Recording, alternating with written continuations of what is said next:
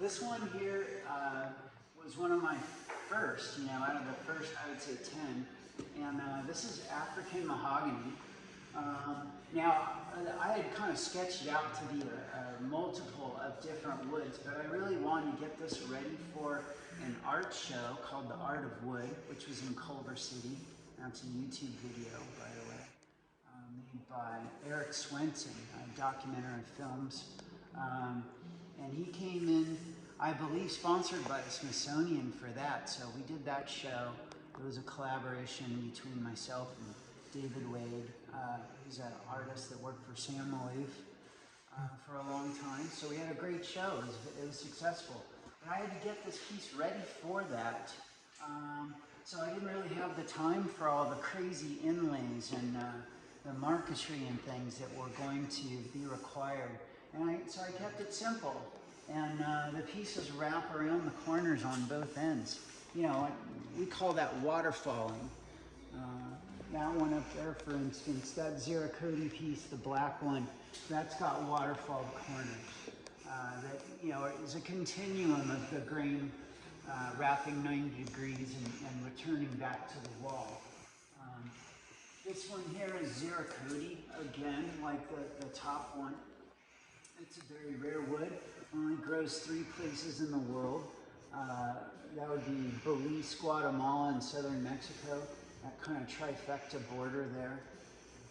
But for something like this Japanese joinery piece, I wanted to use a different wood for contrast, just to make it more dramatic, I guess. But this stuff here is called black limba, and this is maple.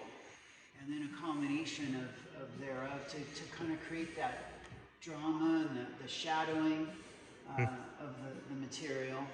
And so that's kind of my first foray into 3D sort of stuff. But since it's my medium, I guess I'm always discovering something, which is fun, Yeah. And then this was the second one that I did in that series, and I'll continue to make a Japanese joinery series. So there might be 100 of them, but they'll all be different. Nothing will be the same.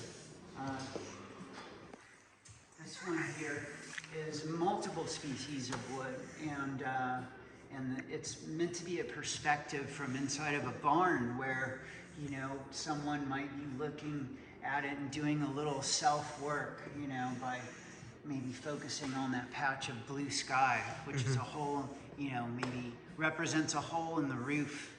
And this one is in process. This is kind of like, the happy place you want to go. It's not done. We're going to be making this black lined 3-dimensional, like forced perspective cube. And so that'll really finish it off nicely, I think. And so there you go.